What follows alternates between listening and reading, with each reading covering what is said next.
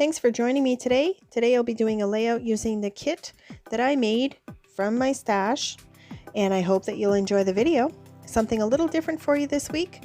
I'm joining the ladies from For the Love of Crafting and Sharing, and this month we're going to be sharing the love of the Scraproom, which has a great monthly subscription kit.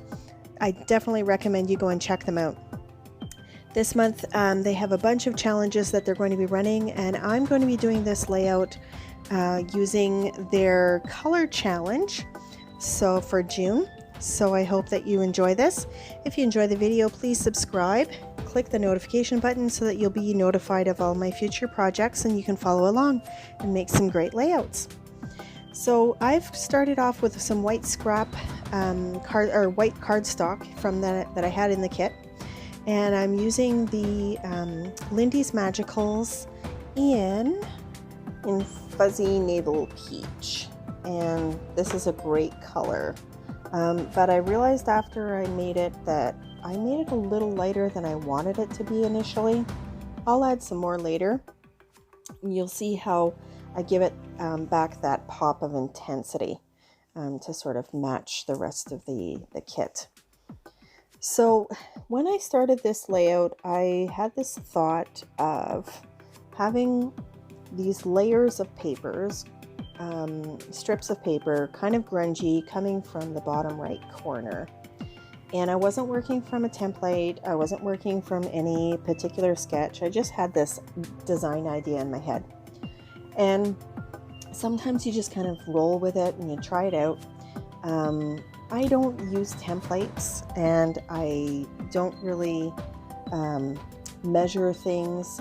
I always seem to be the type of person that eyeballs when I'm in the kitchen. I also don't measure using measuring spoons. It's just, for me, the creativity comes from just trial and error and just working with the medium and seeing what happens.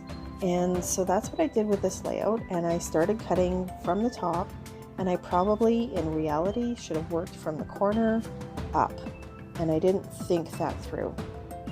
So when I come to put this on the page, you'll see I'm like trying to figure out, okay, what happened? Oh, right. Yeah, I forgot to take that corner off and it's not working for me.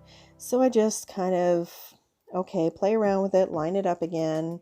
And then I'm just going to mark it off exactly. With a pencil, the part I have to cut off instead of just using a mark, because apparently I wasn't specific enough with myself. And so I'm just going to do that. And for some people, they would have been like, okay, I cut that wrong, and they just go straight back to the paper and try again. And I don't want to waste any of this paper from the kit, so I just kind of trim off and I'll make this work.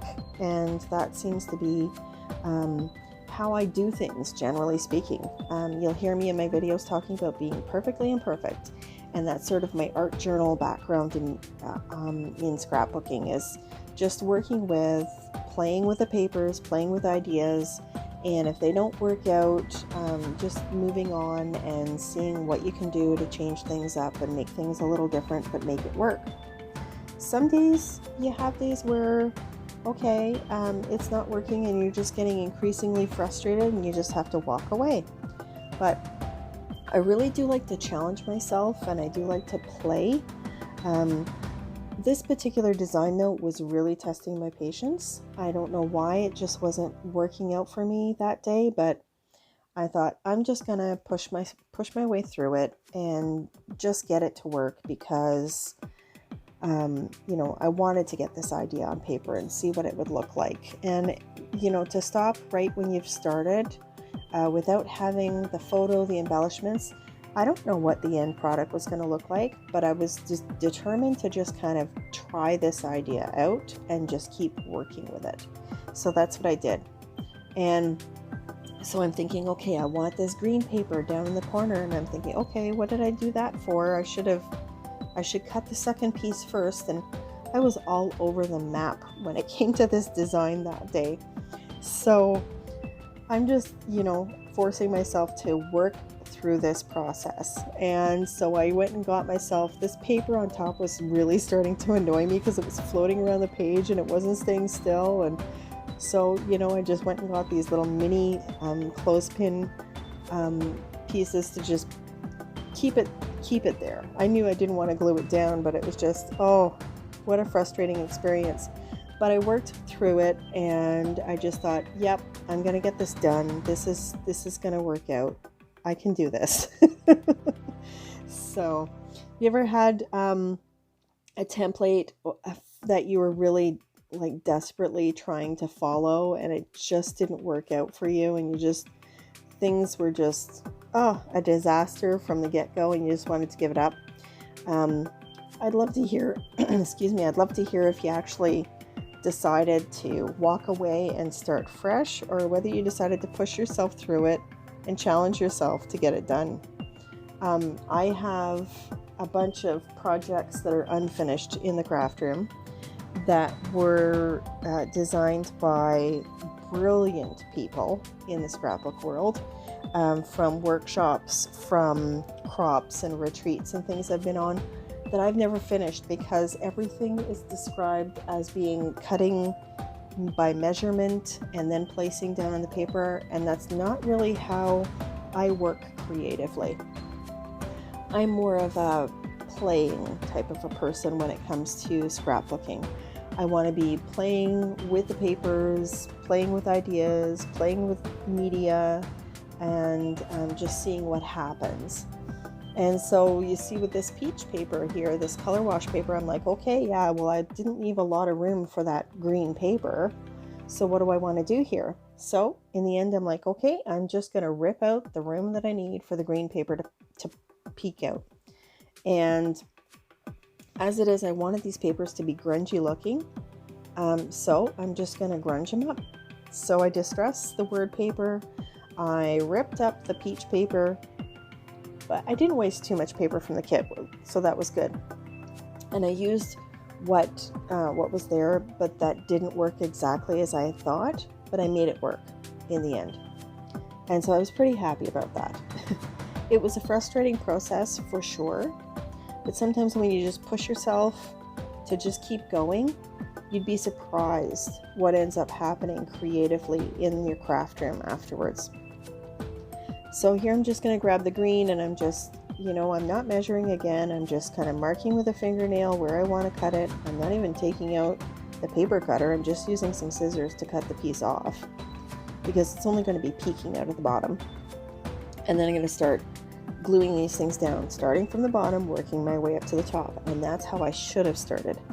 But I just sort of had this concept in my mind and just was kind of running with it. And, you know, sometimes you just got to take a step back and say, okay, how am I going to tackle this? Live and learn. Everything's a learning lesson, right?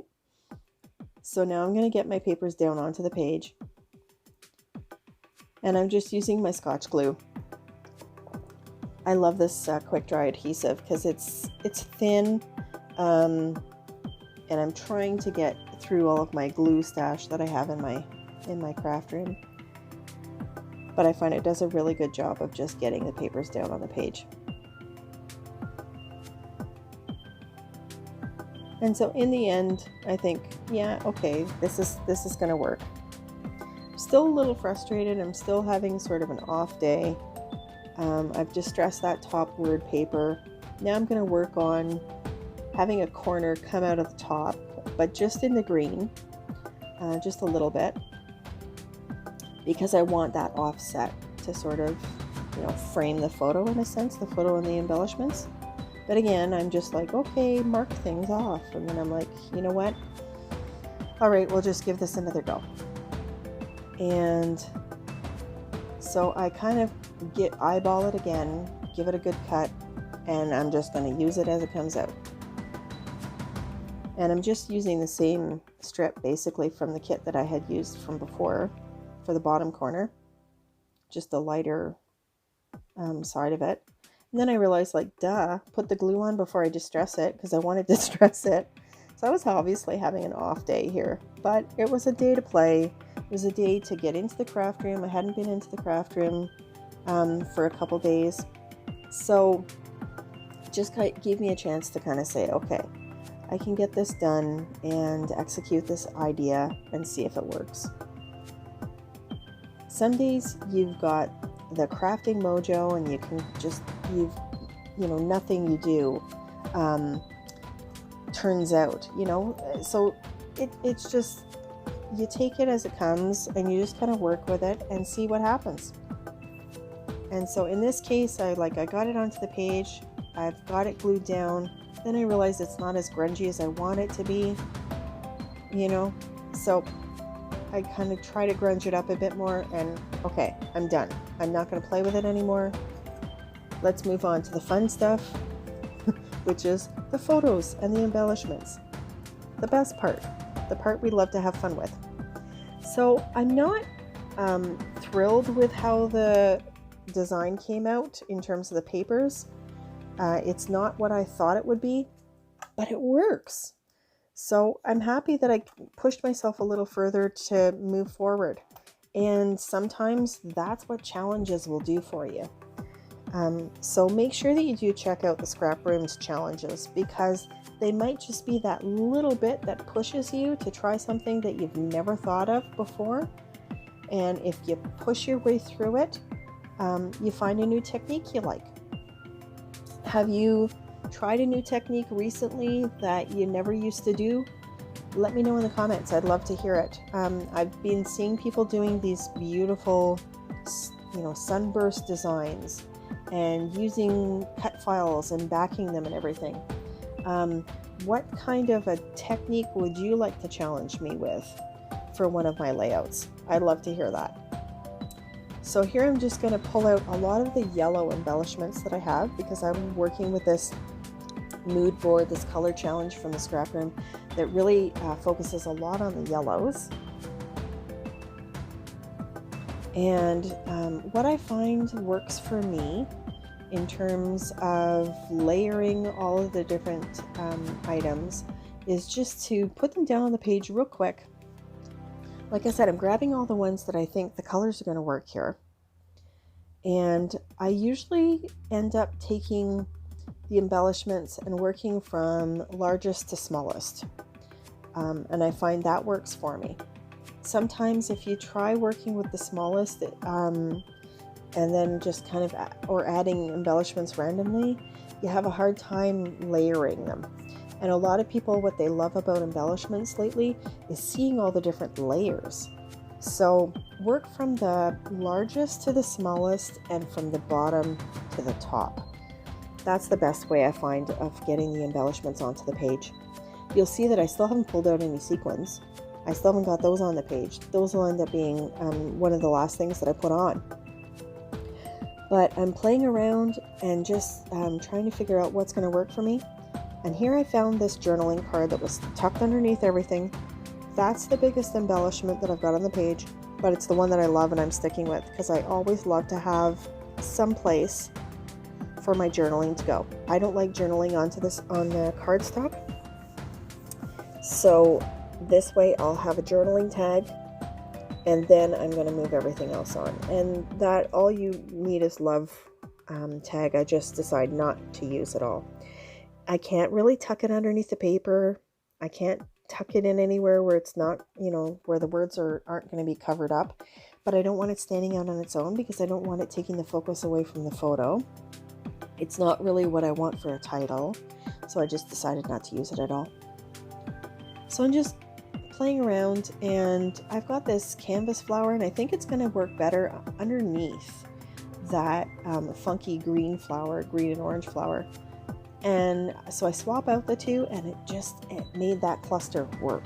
It really did. So I'm going to keep that down there, and then I've got the funky flower and the wood veneer flower, and I've got those layered in a bigger embellishment cluster, and I just really like the way that looks. So I'm just going to start gluing things down, working from those larger embellishments, and getting them in the right place. And I move everything up a little bit because I don't want to distort that diagonal. So I moved the journaling card up a bit, and then consequently I'll move the other things up. And I want the embellishments to be more of like coming out vertically. So I kind of want that kind of feeling like they're coming out vertically from the papers. So that's how I've layered them. And the larger embellishments work that way. But it's really when I get the smaller embellishments down that you sort of see that sort of vertical focus, where it kind of, you know, from the photo, it's kind of the embellishments are coming out vertically. So I'm going to get those down. I've got this SET, this is the May sampler, and these are they're words and phrase stickers, and I love the colors, and I really love the little phrases. The only thing I'm not crazy about is that these stickers they're a vinyl. They're a sticky vinyl sticker, and they're not firm. Like they don't have any, you know, like I like cardstock stickers because they can be sticking out off of something and they don't need to be 100% on there. But these are really soft and pliable, and I'm not really thrilled with them, but they're really cute. Don't get me wrong. I love the colors.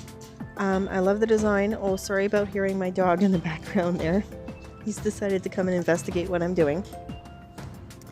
So I want to put at least a few of those phrases down because the colors work for the photo and for the theme of the challenge.